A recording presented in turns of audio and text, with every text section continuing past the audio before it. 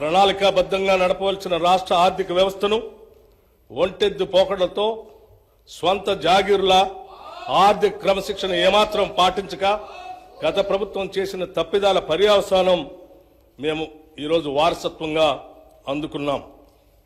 రాష్ట్ర విభజన నాటికి ఎంతో సమృద్ధిగా ఆర్థికంగా పరిపుష్టిగా ఉన్న రాష్ట్రం నేడు అప్పుల కుప్పగా మారటం విచారకరం. కనీసం రాష్ట్ర ప్రభుత్వ ఉద్యోగుల వేతనాలు చెల్లింపులకు, పెన్షన్ చెల్లింపులకు కటకటలాడి సరైన కాలంలో చెల్లించకపోవటం వారి ఆర్థిక క్రమశిక్షణ రాహిత్యానికి, ప్రజా సంక్షేమంపై నిర్లక్ష్యానికి మచ్చుతునక మాత్రమే. ఇటువంటి నిర్లక్ష్య వైఖరి వల్ల అటు ఉద్యోగులు, పెన్షనర్లు మాత్రమే కాక సామాన్య ప్రజలు, ప్రభుత్వ పథకాలపై ఆధారపడిన అభాగ్యులు, పేద ప్రజలు చెప్పుకోలేని కష్టాలు పడ్డారు. మా ప్రభుత్వం ఏర్పడే నాటికి కుంటుపడిన ఆర్థిక వ్యవస్థను గాడిలో పెట్టడం మేము ఎదుర్కొన్న పెను సవాలు. తలకు మించిన రుణభారం ఉన్నప్పటికీ దోబరా ఖర్చులు కట్టడి చేసి ఆర్థిక క్రమశిక్షణతో పాలన ప్రారంభించాం. తద్వారా ఉద్యోగులకు, పెన్షన్దారులకు సకాలంలో జీతాలు చెల్లించడానికి వెసులుబాటు కలిగింది.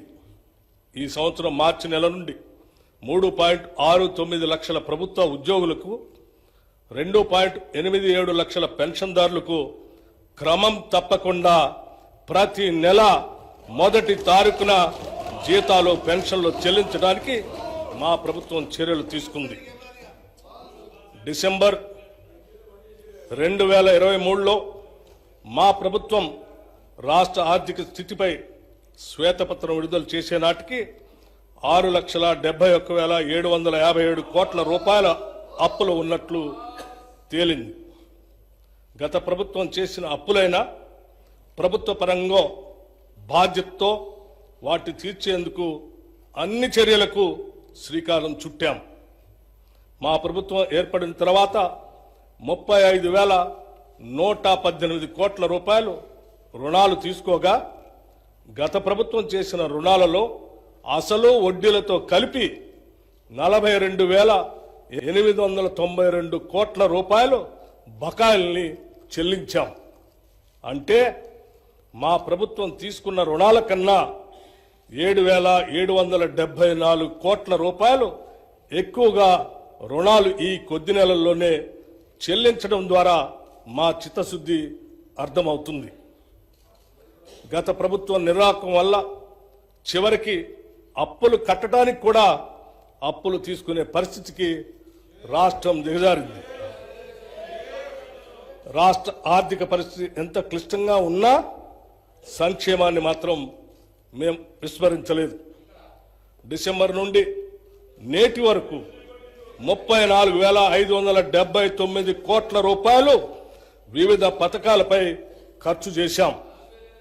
ఈ పథకాల్లో ముఖ్యమైనవి మహిళలకు ఉచిత బస్సు ప్రయాణం, 200 యూనిట్ల ఉచిత కరెంట్, రైతు భరోసా, బియ్యంపై సబ్సిడీలు మరియు చేయూత.